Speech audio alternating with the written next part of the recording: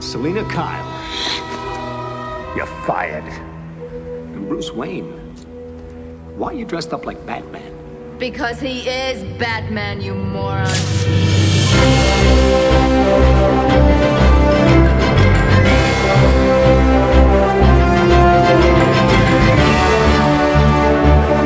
Hey there, Enthusiacs. Welcome back to Hero Talk. I am your host, Judge Greg. Joining me today, I have, starting on my digital right, Dark Princess Jen. How are you doing? Good, thanks. How are you? Good. On my digital left, I have Baron Fang, host of the Point Street podcast. Jeff, how you doing, Jeff? How you going? I'm good. All right. Today's film. Let's be hoity-toity today. I need something to pick me up after doing this one. Today's film is going to be Batman Returns. Now, as you know, Hero Talk is a spoiler podcast. Our philosophy is, if it's been released, it's fair game, so you've been warned. All right, so Batman Returns. I'm going to start off by saying this movie broke my heart. Do tell. When I was a little kid, I saw this in the theater, and I loved it. I thought it was great. I thought it was, a phenomenal movie. Now, bear in mind, like, when this movie was released, it was 1992, so I would have been 11 years old. So, from an 11-year-old perspective, I thought it was great. I had it on VHS. I watched it many times, and I loved it. And I went through my childhood thinking this was my favorite of the 4 original Batman movies. So now you fast forward later, I've already watched Batman on DVD, and I see Batman Returns, and I think to myself, oh, I'm finally going to get my favorite. So I buy it, and I promptly go home, and I slide it in my DVD player to watch it again, and this movie is utter trash.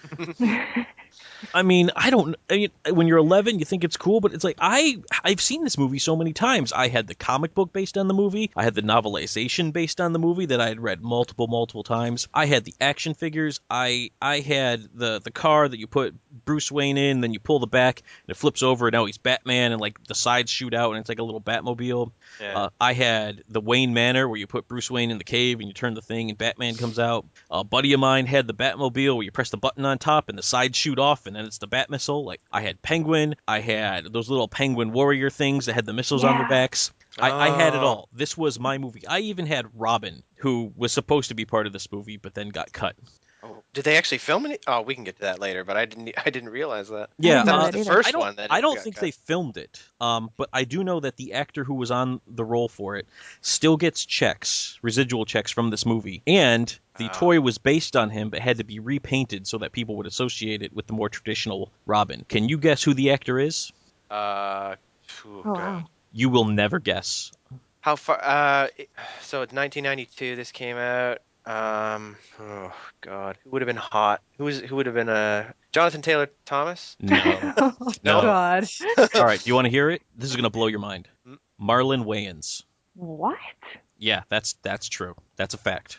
Wow. Marlon Wayans was originally cast as Robin, went through most of pre-production. They got a suit designed for him, and then they ended up cutting him. And so he still gets checks, but was never in the movie, didn't film anything for it, and so they had to paint the toy white, because you can't really release the toy as is, because it would be a little odd for people who had seen the movie. Yeah.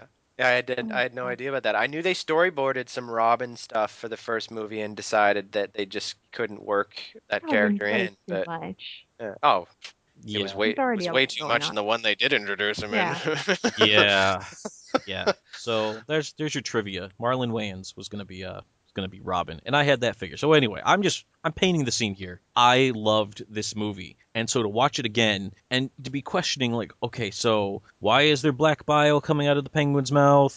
Why was Catwoman so meh at the beginning? And I didn't know. I wasn't reading a ton of comic books back then, so I didn't know real origins of these people. My introduction to these, I knew the Penguin as Burgess Meredith, and I knew Julie Newmar as Catwoman, and so that was my introduction. I might have been savvy enough to know Eartha Kitt as Catwoman. Yeah. Lee Merriweather, not so much. I hadn't seen that yet, but that gives you some perspective, and I just had no idea these were such deviations, and that they made these characters so strange, so arbitrarily strange, when the real story was so interesting, and it just felt like they let Tim Burton off the cage, and he over Tim Burtoned it, and not even Christopher Walken could save this movie. Yeah, Jen and I were watching this one together to prepare for the podcast, and there's a flyover scene when the camera zooms into the zoo which is where, of course, the Penguin's lair is.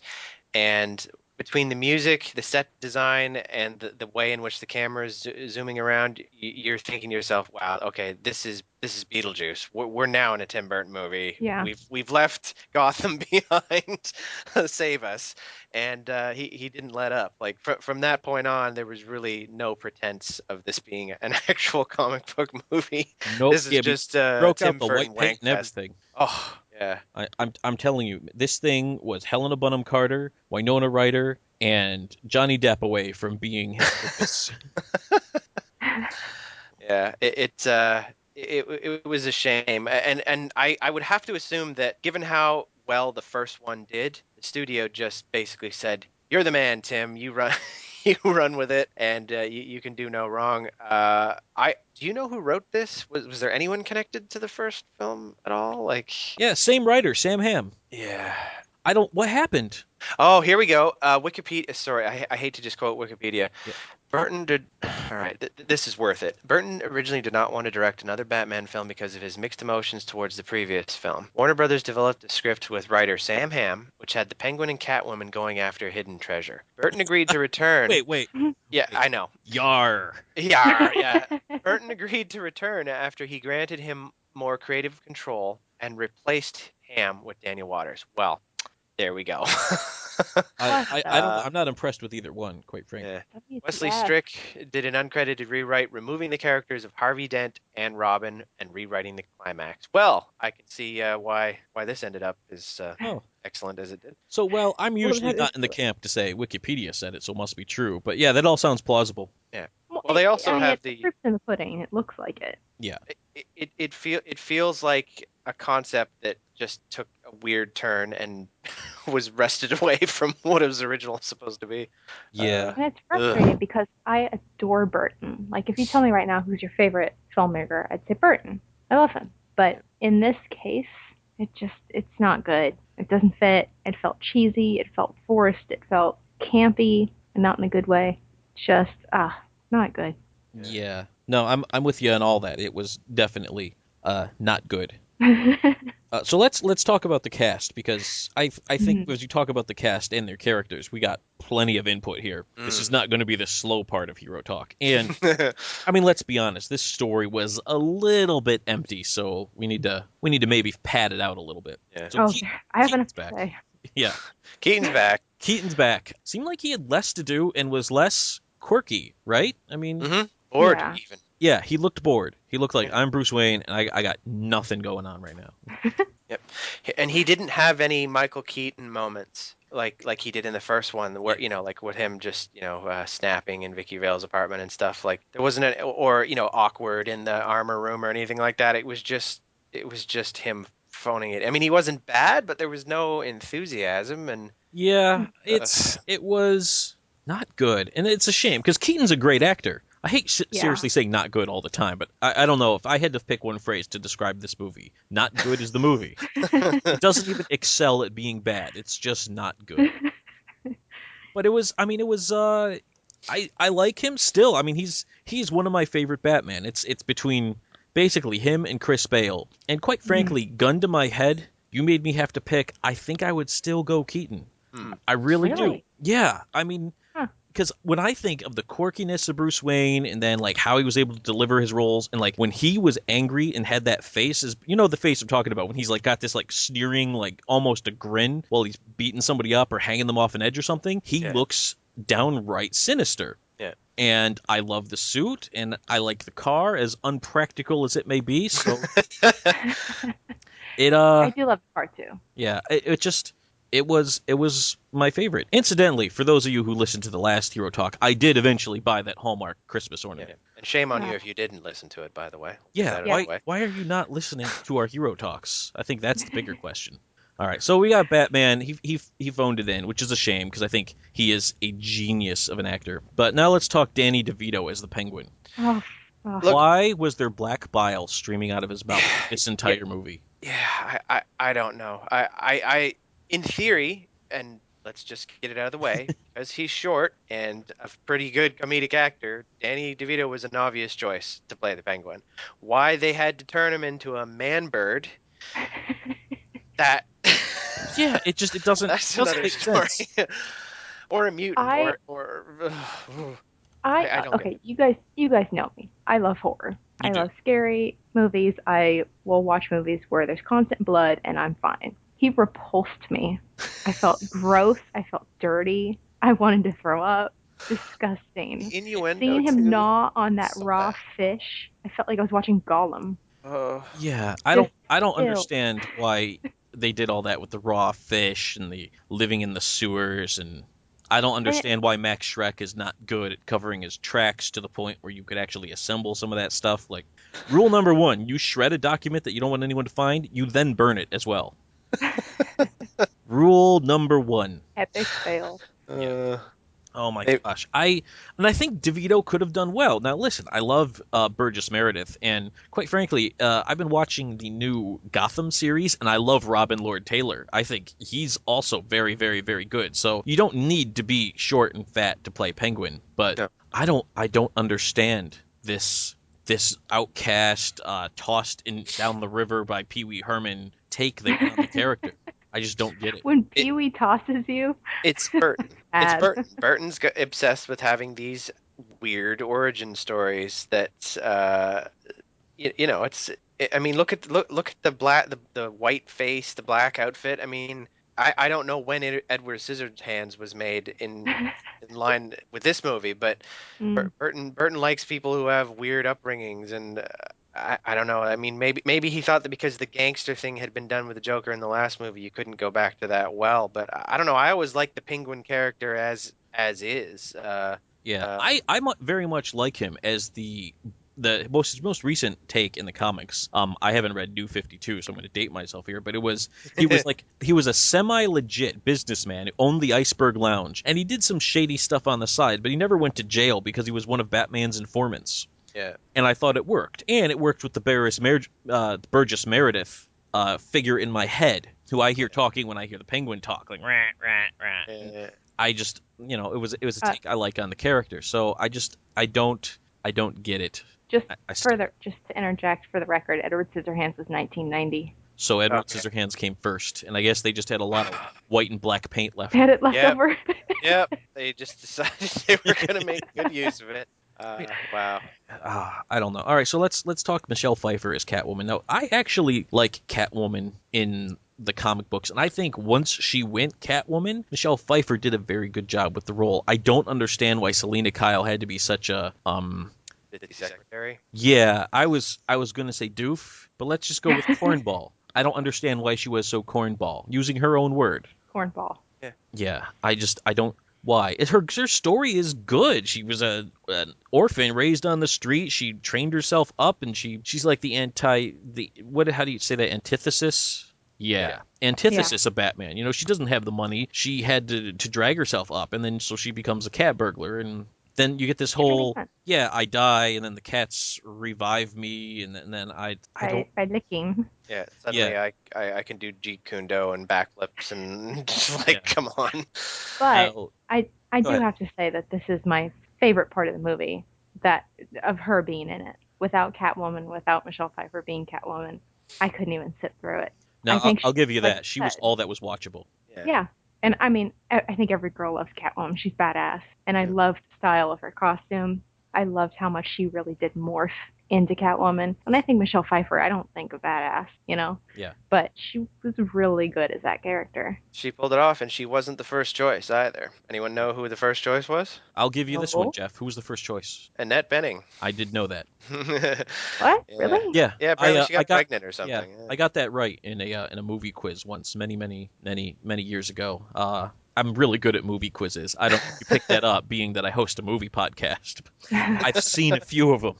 Yeah. No, I like Michelle Well, Pfeiffer. I just don't like why they decided to tinker with the backstory of the character and you that know Yeah, it felt weave it into the Shrek plot yeah. line and everything. Ugh. That's Shrek. Now, this is a guy, I don't think he's from the comics at all. I've never even heard this character referenced in the comics. And Neither. Max Shrek is basically just evil Christopher Walken. Yes. And while we're on the subject of Max Shrek, why is Shrek Incorporated's logo a weird smiling cat? What's that all Because about? Catwoman. because yeah, exactly. What else do you want me to say? Like- Catwoman. I just think of all the logos, like. But I do love Walken. But you're right. I mean, even he can't save this film. He's Yeah, and the He- script is weird. There's this whole plot point about they're gonna run out of power from the plant. Cities don't just make all their own power now. There's actually a grid you tap into. Yeah. I don't know what's going on in Gotham, and like this Yeah. this idea that they're gonna just take the power and store it in batteries for later, and that's not actually how that works. Like it was just. There's a plot point that got completely dropped because by the end of the movie, like they still apparently have this power emergency looming because they never did fix it. Oh. They completely dropped it when it was time for the mayor to be recalled. Yeah, for no particular reason. For no particular reason. I don't. Whatever. This was all right. So Alfred Pennyworth. He's back. He didn't do anything significant. I liked him better in Batman and Robin than I did in this movie. Michael. He had more to do. He had more to do, including dying of McGregor syndrome. Mhm. He didn't have much to do. And then Chip Shrek. What was this guy? He was barely in this thing. I don't understand why even have the character. And it's Andrew Bernarski. Sorry, Andrew. I'm presuming he listened. Yeah. Just trying to do his best Christopher Walken. Yeah, I know. I couldn't. I was like, Dad, my you dad. don't have Yes. to do this. Don't have. It's my son. It's my legacy for Chip. Like, come on. What? Oh, yeah, and it just creates these awkward scenes where it just feels like they're trying to introduce Selena Kyle and doing it in such a poor, haphazard way. And the shame is when she becomes Catwoman. I mean, she almost redefined the character. The character in the comics at the time, I think, had like purple suit, long hair, and a long tail. And what she wears now is very strikingly similar to what Catwoman wore in this movie. Now, in the movie, they take great pains to make it look like she made it herself. Yeah. Whereas in the comics, it definitely looks like a real suit that she went out and either purchased or had custom made. But it redefined the character, and this movie also very heavily influenced the style of the animated series. Mm-hmm. Like it was very much going with it. Like Catwoman in the comics has black hair, but they gave her blonde because of Michelle Pfeiffer, and they made their Penguin look a lot like Danny DeVito. So, and maybe part of that is also why sometimes I remember this more fondly, because I do have that show to look back on, and that show is still awesome today. Yeah, and the stylistic stuff that was influenced is fine, you know. Yeah. The look. Yeah, let's just be glad that the writing didn't rub off. Yeah. Oh my goodness. Yeah, they definitely stylized Gotham a little bit more in this one with I just remember giant statues everywhere and weird gargoyles hanging off of stuff. Now I get it. It's Gotham. I actually forgive a lot of the stuff, but At the risk of being too referential to our previous podcast, can we touch on the set comments we were making from the first film about Absolutely. how it felt like a set? So here it is, Gotham City lighting the Christmas tree. You've seen pictures of it in New York City, Rockefeller Center. I've been to this thing in Rockefeller Center. Here is Gotham City about to light it, and the Ice Princess is there, and about 36 people showed up. Yep. Wow. The throng was just. The square was just wall-to-wall people from end to end. I could not have believed there was any way they could have made the sets look smaller, more empty, less alive.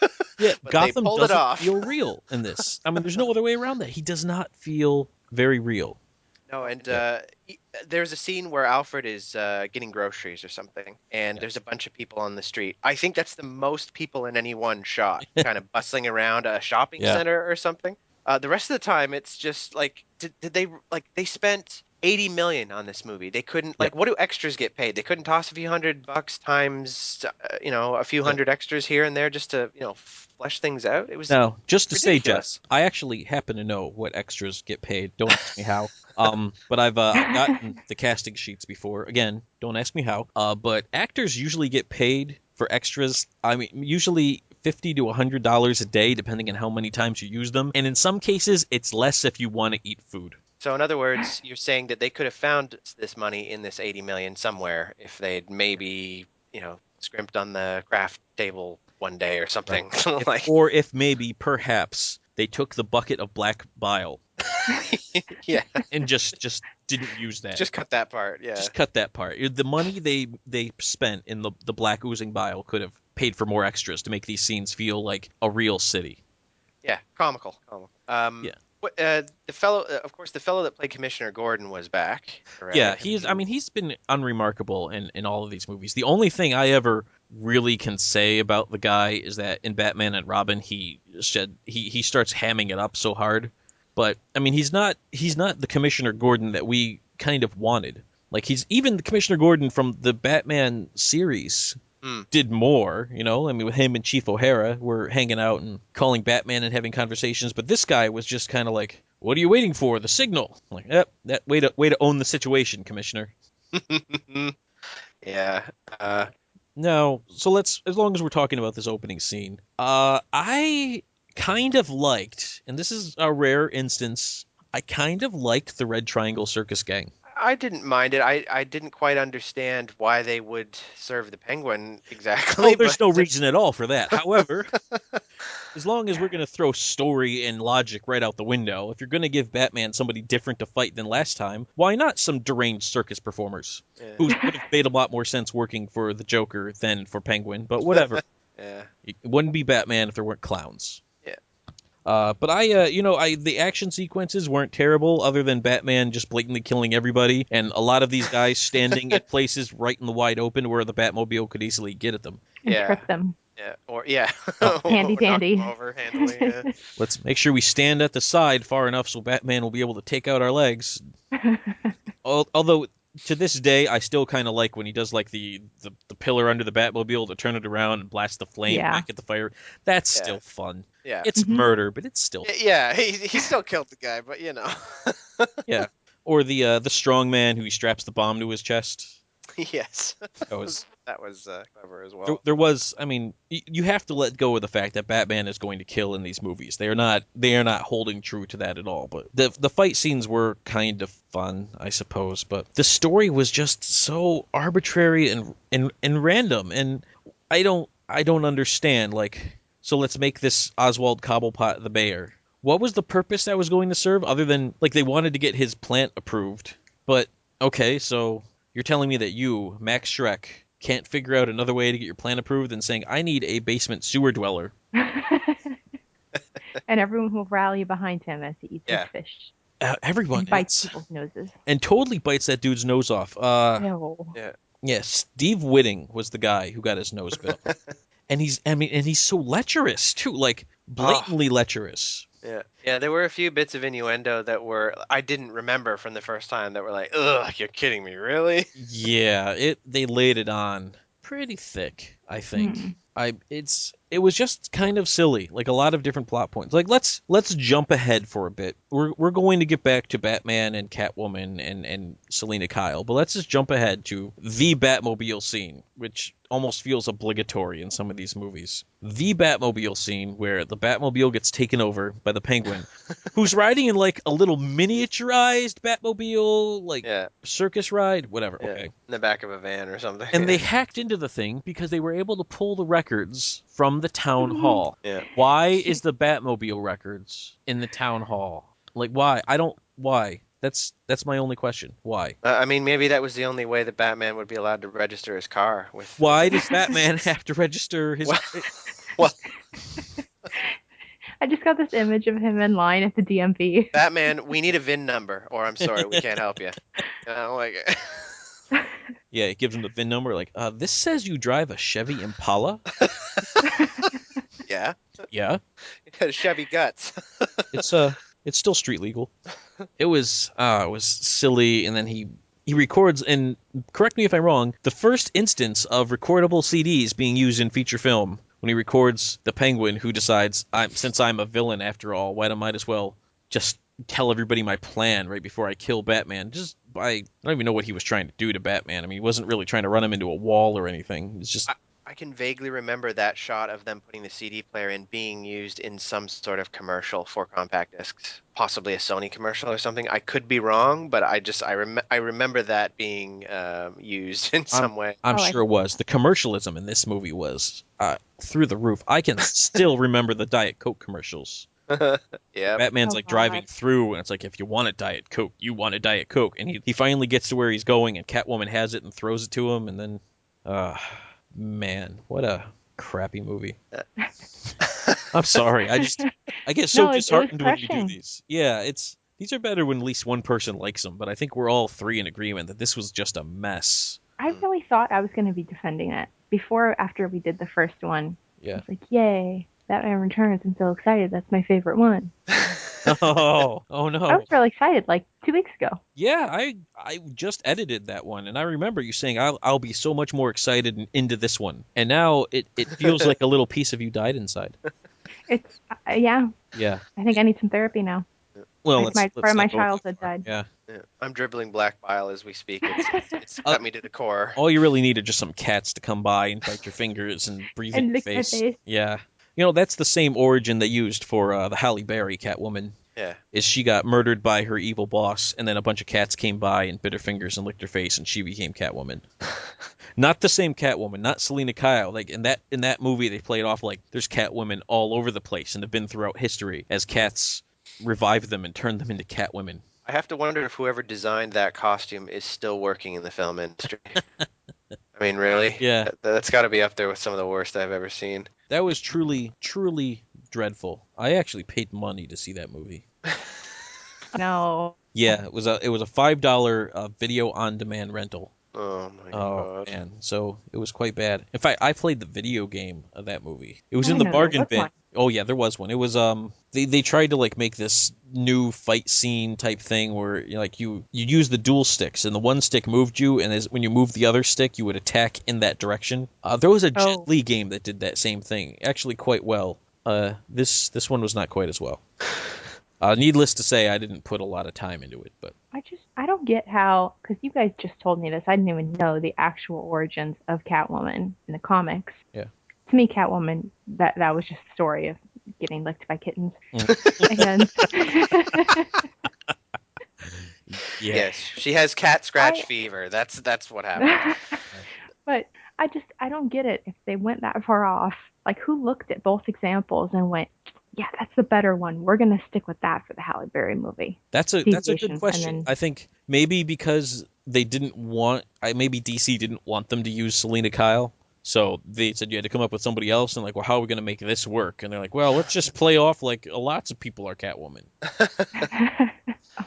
I think this is just a case of, and it's happened before and it's happened since. Spider-Man 3 was a good example of that. They want to cram as many characters as they can into a movie, and the easiest way to do it is to have an excuse for them to be on screen with one another, and thus have their origin stories tangled up with one another. If you had to do everyone's origin story separately, it would just take more and more time. So you end up Yeah. with them shoehorning Selena Kyle into Max Schreck's executive assistant role, which Right. So then she attacks Shrek, so then Penguin can see her and just say, I saw her first, and then fly away on an umbrella helicopter. and then encounter Bruce Wayne and say, "Oh, who's that crazy woman? I haven't dated anyone since Vicky.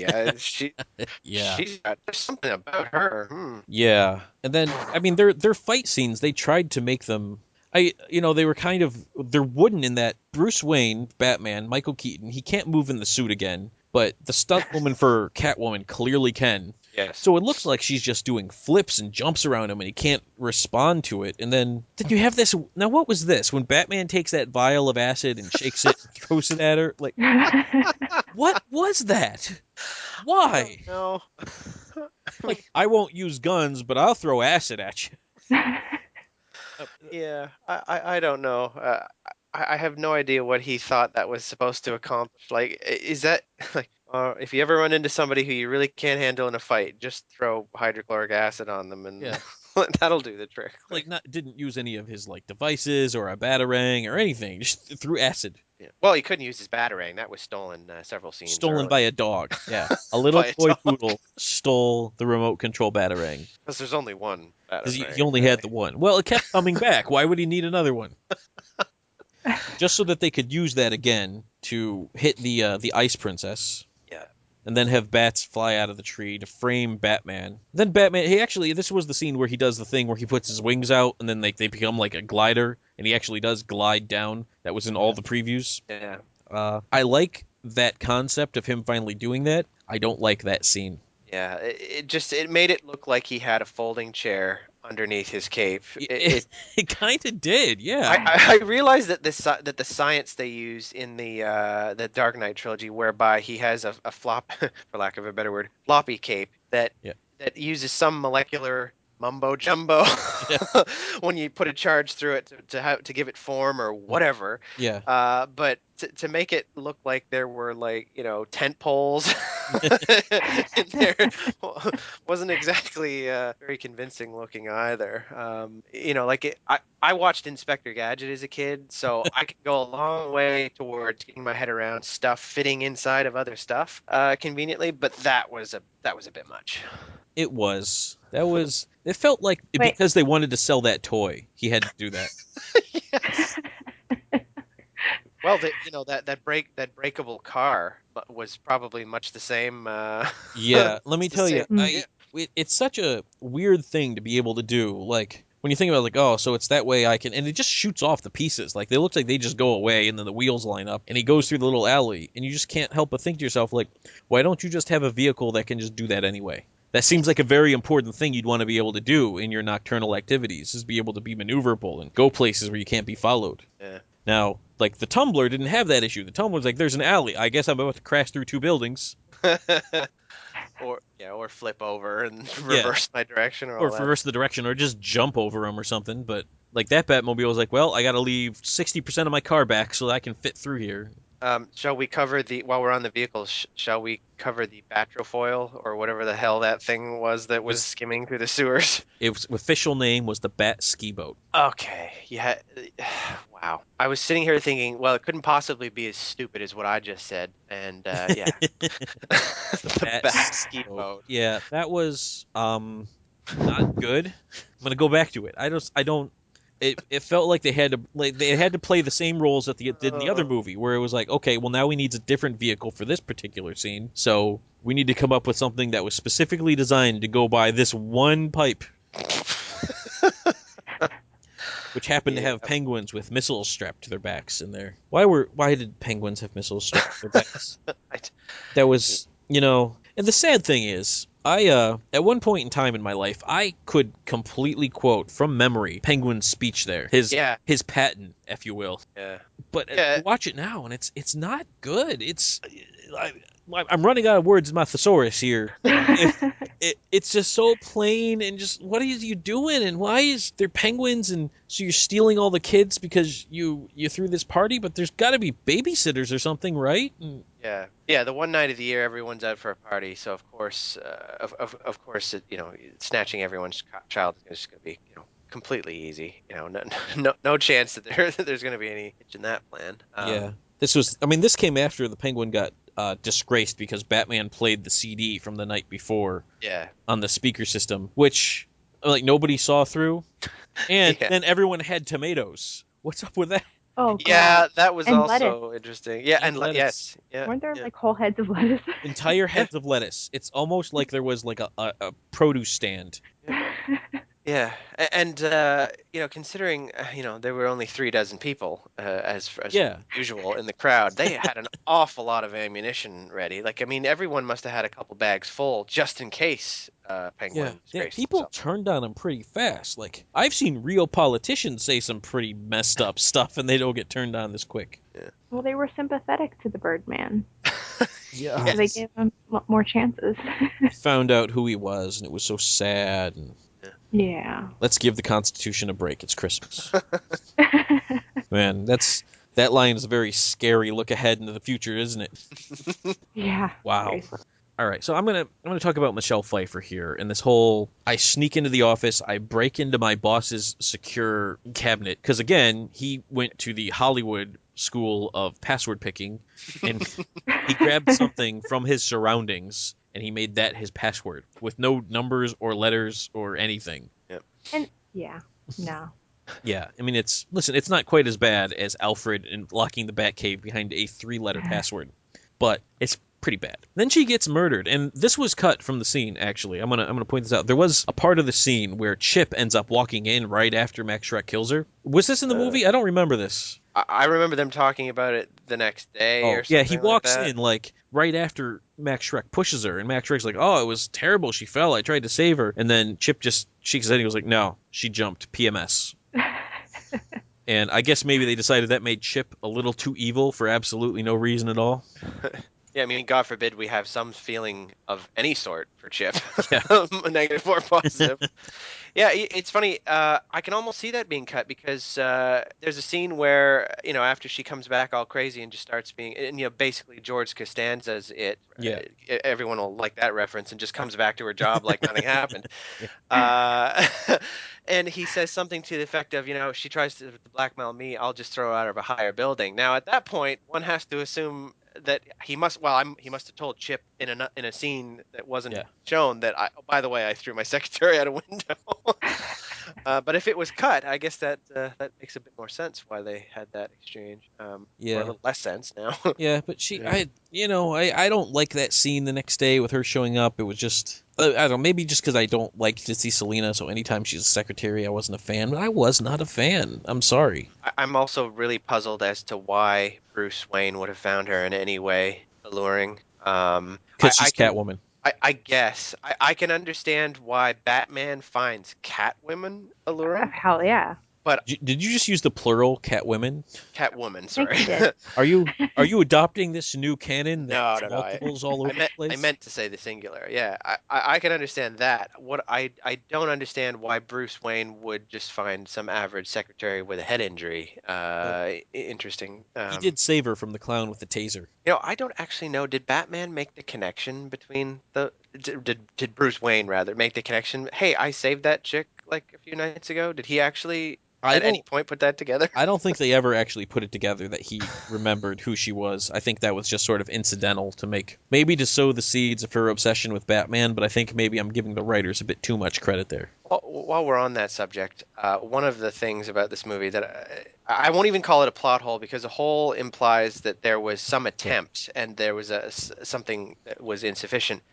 The whole reason for why Catwoman wanted to take out Batman, I'm still not entirely clear. Something to do with he bothered her on her first night out on town, or what was the reason she wanted to take him out? I've kind of forgotten. He was a man. Because he was a man, but like she ends up showing up. Like, it's something strange? Like she just shows up to talk to Penguin. She tries to eat Penguin's bird, and then he tries to kill her cat, and then she spits it out. And apparently the Penguin's people are every bit as protective as his private areas as Alfred is of Batman's Batcave. Anyone can just waltz in without an appointment. She's got some skills. She could make it.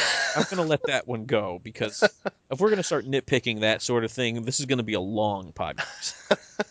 But Catwoman's there, and it just seems like, and I'm really trying to think back, as forgettable as this movie is sometimes, why she didn't want Batman around. And I don't know. I don't know why. Yeah, I mean, everyone else had all the other villains had a reason that was believable for why they would want to take out Batman. Hers was... Oh, I think it's because he fought her and then burned her and pushed her into the kitty litter, right? Yeah, I guess. That's all I got. Kitty litter. Yeah, I'm just trying to think back, like saved by kitty. What was with this whole "I have 9 lives" thing? Because she didn't actually die in any of those lives. Yeah. She's like, I got 7 lives left. Like, is this a thing? Are you making this part of the story now that she can kind of die? Because she was saved by kitty litter. I guess the first one counts. She seemed pretty dead, but then the kitty litter one, she just kind of survived. And same with the greenhouse. And then the other time she was shot, I don't remember it being in the chest or anything. Speaking of the greenhouse, when did Catwoman develop the ability to shatter glass like that with her voice? Like Tim Burton. Yeah.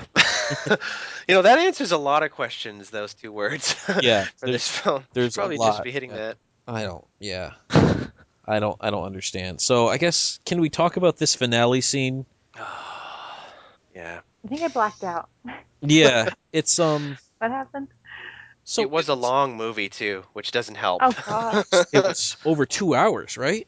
126-minute Oh runtime. man, this movie was long. Yeah, it's this. They finally like face out with each other, and there's this very, very corny Batman facing off against Penguin, and he pulls out like this remote control, but the Penguin shoots him with something, and he drops it, so the Penguin goes to point it at him. But it's like it's the thing from Batman Begins that calls all the bats. So I don't really know what Batman was planning to do with it. But then the bats all grab him, and he falls through the top of the tower into the water. But then the heat's been shut off. I don't remember. Did Batman shoot the heat? I don't. Oh, the heat was shut off because he sent the Penguins the return home and shoot your missiles at the Penguin hideout command. Why would you have them have that command? I don't know. Maybe it was a failsafe in case Batman was there. But so I guess they blew out the heat, and then the Penguin just kind of dies. Yeah, and then we had to get that funeral. The Penguin pallbearers. Oh, do penguins Oh, good actually do Lord. that? Is that a thing, or did they just was Tim Burton just bored? Oh, look, I would really like it if penguins would do that at my funeral. That's all I'm gonna say. Emperor penguins are very large, but they're not Danny DeVito size. So I can vaguely remember seeing a documentary on TV about the making of Batman Returns. I have the Blu-ray right here, and I will not be watching the behind-the-scenes featurettes because I've had more than enough. But I gather that the bigger penguins were either a mixture of animatronic or little people or something like that. They look like little people in suits. Yeah, They kind of did. Yeah. now there were real penguins used as well too, Right. obviously. Yeah. And But then very there's like really big stiff one waddling Yeah. around with like felt wings, and it was just Yeah. Oh. not good. I guess Max Shrek's toxic waste created a race of super penguins that are that are like 4 foot high. That's my explanation. Sure. Whatever. Because reasons. Because Tim Burton. It's important. So now we have Catwoman. I'm going to go back to the scene again because this movie it wraps up in such a strange, unusual, and unfulfilling way. Catwoman decides she needs to kill Max Shrek and somehow still can't figure out a way to do it except through a suicide taser explosion kiss. Kiss. What the? Yeah. Yeah. Why does she have to kiss him? I don't get it. She's got claws in her hands. She could have taken his throat out. She could have done anything but that, really. I don't know. I mean, granted, she had a few lives left, but I mean, Yeah, a few lives left. Yeah, I don't understand. Knowing that there was another writer that came in and wrote a new ending makes perfect sense because this thing is so disjointed from even anything else we'd seen that, I mean, I totally believe it. Yeah, there was just somebody came by and monkeyed with it, and this is what we got. I mean, I can't I don't like doing this where you sit down and work out where's the first act, second act, third act type thing, but or what's the climax, all that sort of stuff. But with this film, none of it feels like natural, Yeah. or like it's Or not that every film- fulfilling. or fulfilling. Yeah, Yeah. exactly. I mean, let's be honest. Like, so it ends like they find Miss Kitty, and then he drives away. And remember the last movie ended, and you had the shine the bat signal, and it's this big crescendo, and you have the finale, and you're climbing the building, and you finally see Batman atop, and the music is just going. And in this scene, much like the rest of this movie, the music just fell flat, and so you just get this silly Christmassy quote. Did this movie come out Christmas time? No, it's funny. Jen and I, right after the movie was over, I was like, remember when we did Ghostbusters 2 and it was a Christmas movie or New Year's movie and it was actually June? Guess when this movie came out? June. June. Of course. What? Unbelievable. Oh, man. I just couldn't believe it. Another film that it's very, overt about the fact that it's set at Christmas. And once again, Yeah. it's a summer blockbuster. I don't understand it. Like, granted, it made 266 million. And it was always going to make 266 million because of the first one. Right. You could have tried. You could have tried. You could have. I wonder, Greg. Like, I remember being underwhelmed with it when I was younger. I couldn't be bothered looking through Wikipedia enough to see the reception, but I do remember seeing that the average rating somewhere was something like 6.7 out of 10, which I think is about right. Yeah. I won't be giving it that. Yeah, but, I think Metacritic has it as like 7 out of 10. Yeah. Oh my or God. whatever out of 100. Like, Rotten Tomatoes has it as 81% enjoyed the film. What? Wow. That's not right. Clearly, they're going by memory of childhood. Yeah, they did not watch it recently. Yeah. Ew. Because this is not a good movie. Yeah, I mean, the casting, I don't really have fault with the casting, but that's not a reason to give a film Yeah. good marks in its own. Casting is great, but if you're gonna have a story like this, I'm sorry, I just can't give you high marks. 81%, that's astounding. I don't get it. But anyway, so let's talk the music for a second. I'm going to put the story away for now. If we think of things, we can go back. When you have the first movie where the score was phenomenal, and I have the soundtrack, like I know the score. Does this movie feel like they just like almost like Danny Elfman didn't feel like writing anything new, so he just remixed a couple of things and said, "There you go." I mean, yeah, I mean, when Jen and I had that Beetlejuice comment almost simultaneously, it was because and okay, Danny Elfman is much like a John Williams, has a style that is quite recognizable. And I like Danny Elfman a lot, but when it feels recycled, Yeah. from one movie to the next, like I could not think of a single sequence in which I was like, okay, yeah, this is Batman Returns music. This is Batman music. Like it all felt like the same. Yeah, it really it just felt. I mean, there's that old joke on Funny or Die where Tim Burton's casting a movie and he asks Danny Elfman like, come up with a theme song, and Danny Elfman just goes, duddla duddla duddla duddla bum bum bum bum duddla duddla duddla bum bum bum bum. Tim Burton says, "Oh, I love it. It's your best yet." Yeah, it was forgettable, and forgettable largely because it felt exactly the same as the previous one. Yeah. I would have thought the Penguin would have deserved some sort of a theme that was memorable. If he had a theme, I'm not aware of what it was. Couldn't even tell. Like I know Couldn't the tell ya. Catwoman theme was supposed to be like a screeching of violins, but the problem is that it's not good. Like I'm going back to my old reliable descriptor there. It was off-putting to the point where you didn't appreciate the theme of the music. You're just like, oh, I kind of wish you would leave the screen so that I didn't have to hear this anymore. And that's probably not the right way to go. It's possible to do off-putting music for like the Joker in the Dark Knight trilogy. The Joker doesn't have a theme so much as he has a sound that builds as he's talking crazy. Right. And you recognize it when you hear it, and it works. And it is unsettling, but it's not like, oh God, this again? Yeah. Now, again here, let's go back to the fact that Bob Kane might not actually have any idea what makes Batman cool, because I remember he described, and you can look this up, he said Walken was engaging, DeVito was exquisite, and that Pfeiffer was, and I quote, deliciously purry. So whenever somebody mentions the conspiracy theory that maybe Kane didn't actually invent Batman, I look to things like this. And I think, well, it's kind of hard to argue when he watched this, like, this is my creation. Like, no, actually. Yeah, I don't know how anyone doesn't realize that this is just Tim Burton. Yeah. This is Tim Burton trying to do Batman. This isn't a Batman movie. I think they're giving it entirely too much credit to describe it that way. Yeah. So, one more thing about Batman, as long as you mention this, because this just occurred to me. So let's say Batman's in his Batcave, or he's in the Wayne Manor, and he's entertaining, he's got people going on, and the bat signal shines. How's he going to explain all the different reflective bat signals around his property that shine the light in on him? Like, yeah. Why? Why? I don't know. Just no. Just no. Yeah, Well, I mean, would it have been too hard for the signal to just go up and him happen to be looking out the window? Would that not have been? well, then you wouldn't have gotten him standing up with the bat signal blasted behind him, because incidental imagery is what these movies are all about. Big giant cats, big statues, and Tim Burton. Exactly, Jen. Tim Burton. It's not all bad, because this movie did inspire what was probably my favorite video game of the Super Nintendo era. Oh, really?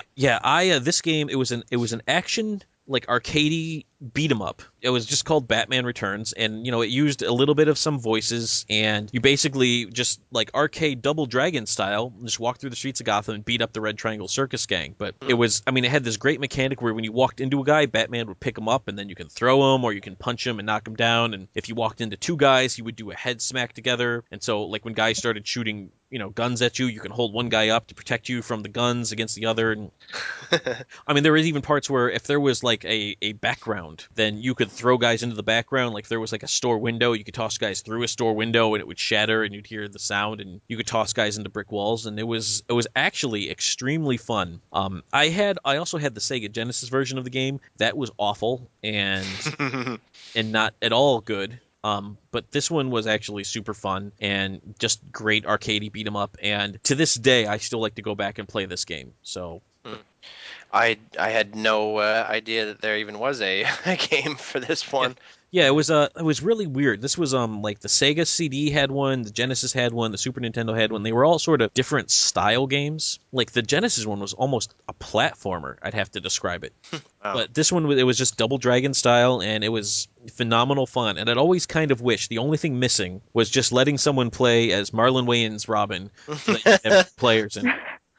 Yeah. That's the only thing it was missing. But I mean, for just if you find it in a thrift store or something somewhere, like pick it up. I'm not going to advocate ROMs, but if you find it in a thrift store somewhere, in a thrift store or a used game store, you should buy it. Yeah. Buy this game. I am not typing in virtualsnes.com as we speak. Trust me. I am making that emphatically clear now. You should go buy this. However, you actually should go buy this. It was a very good game. Was there a spitting, drooling Birdman in it? The Penguin showed up every time he showed up in the scene. I think he was always in his little like fur tuxedo thing. Oh, that was his classy look. Yeah, it was a classy look. I don't think it showed too much of the bio coming out. Penguin. Yeah, there was a Batmobile level where you got to drive, like, it was almost Spy Hunter-esque, I think, or what was some generic racing game of the day back then. Oh, but God. You got the isometric view and you're just driving forward into the city, but then, you have to like take out the vans for the Red Triangle Circus Gang and the motorcycles, big skull guys, and it was very good. And Batman had his little gadgets. Now in that one, like the acid thing, yeah, the acid thing was like the kill all bad guys on the stage tool. Like Batman would take it and throw it straight down, and then there was this like giant explosion that whited out the entire screen, and all the guys on screen at the time died. Okay. So that's what he threw at Michelle Pfeiffer. Is that what you're telling me? The giant kill all bad guys acid thing. But then, I mean, you had batarangs, and then like it would actually, there were some scenes mixed in that were platformy, where you would have to like use your bat grapple to get around items, and then Batman would it was almost like side scroller shooter, because Batman was just throwing this endless stream of batarangs at bad guys. There is even at this part of the game, the first boss is the Taser Clown. And you can throw the bat grapple behind the clown, and then if you pull on the back, he will take like the piece of wall and chuck it into the back of the Taser Clown's head, and it takes off like a whole bar of his health. Wow. So, I mean, obviously the movie it's based on, not so great, but the game, phenomenal fun. I love it. I love that it even has like the shoot the wall behind the Taser Clown and throw the thing into the back of his head. And so you fight the whole fight with like Selena Kyle just freaking out in the side. Boy, it's a shame they couldn't have put more effort into the movie. I know. If there was as much love in the movie as there was in this video game, I think we would have had something special. But we did not. Because Tim Burton. Because Tim Burton. Oh, man. By the way, this movie was the third highest grossing film in the year that it was released. It's hard for me to say no, because I actually quite liked it when it was released. Mm-hmm. Yeah. Well, look, I certainly remember the ads for it. Like as much as I can remember the first one, I remember the merchandising and the ad blitz for this one to be just relentless. It was. I mean, it's still. I look back on it so fondly, and it breaks my heart knowing that it's not actually that good. Because even if I remember back to being 11 years old and watching this film, I remember it being so good, like I remember how excited I was, how I loved Catwoman's first scene when she goes after that one guy and she's like, oh, look at you calling for a man, and she like messes that guy up with his face with tic-tac-toe. Yeah. I loved that scene, and I loved the whole movie, and it bothers me that when you're not 11 years old and you go back to watch it, it doesn't stand up at all. And this is now my least favorite of the four. I like Batman and Robin better. That's really saying something, mate. Yeah. Wow. And see, I have really fond memories of all of them, and now I feel like I can never watch Batman and Robin or Batman Forever because I remember really liking them. Yeah. And if this one is that bad, Actually, okay, like you said, maybe Batman and Robin's better, but Let's try and talk about, I should say, our favorite parts of this movie. All right, Jeff, I'm gonna start with you. What was your favorite part of this movie? Look, I'd have to say the first extended fight scene with the wait a minute, Red Circle Gang, Red Triangle Circus. Red Triangle Circle Circus Gang. Just because in the first film, Batman didn't get to do a lot of group fighting. A lot of it was like fight this guy, take him out, fight this guy, take him out. Like this was the first time you ever got to see him really take on a bunch of people at once and a bit creative. And it wasn't perfect, but I really can't think of anything else that impressed me that had an impression of me as much as that. The dog biting the batarang and stealing it almost ruined it for me, but not quite. Just getting to see Batman take out guys in inventive ways was kind of cool. I there were a couple walk-in lines that I enjoyed. The bit about Miss Kyle not being housebroken. I have to admit, I laughed at that. That So was do it. Say it like Walken does. You'll have to excuse me. We haven't housebroken Mrs. Kyle. Chip. But really, apart from that, it was just a line here, a line there. Now, seeing Batman smile late, not, I can't remember whether it was during this or a little bit later, where he gave a bit of a smile when he took somebody out. It was almost like a joke. That bothered me a little I bit. don't, wasn't the smile right after he put the bomb on the strong man? Yeah, that.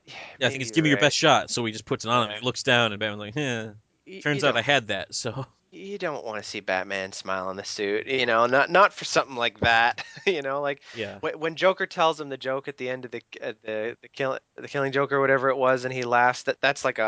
That's a big moment in the Batman mythos, and there was a build up to it. There was a reason. A cornball, yeah. to use Oh, the term gag like God. that, was not worthy of Batman smiling in the suit. So, Yeah, no, yeah. I mean, I like the fight scenes too, just because it was finally nice to see Batman Batmaning. But yeah. Yeah. All right, Jen, have you thought of one? Just thought of one. No, really, for me, and this is funny because I hate how it starts, but after right after she becomes Catwoman and she wakes up, Hmm. I love that whole scene of her going back to the apartment and seeing her make the costume and just like being so crazy. I Yeah. actually really like that scene. That's always been very memorable. When I think of that movie, that's the first thing I think of. No, So I I really can see like that. that. And I also really like when the first time you see her really like kicking ass when she saves that woman. But yeah, that's about all I got for you. All right. So there's a couple of small pieces of this I like. I kind of like Bruce Wayne. Why are you dressed like Batman? Oh God, yeah. I'm like, wow, okay, way to go. I kind of like when Batman takes the grappling hook and puts the wall behind the Taser Clown's head and pulls the chunk of the wall out and hits him. But all that really just cements to me is that my favorite part of this movie was the Super Nintendo video game. God, we really reaching for favorite scenes for this one. That's my favorite scene is that scene because I love that video game. So Missed. yeah. Oh, right. Well, now comes the unpleasantness. We got to score this beast. All right, we'll go in reverse order. Jen, what would you Okay. give Batman Returns? I'm giving Batman Returns 1.5 dead girl licking kittens out of 5. Wow.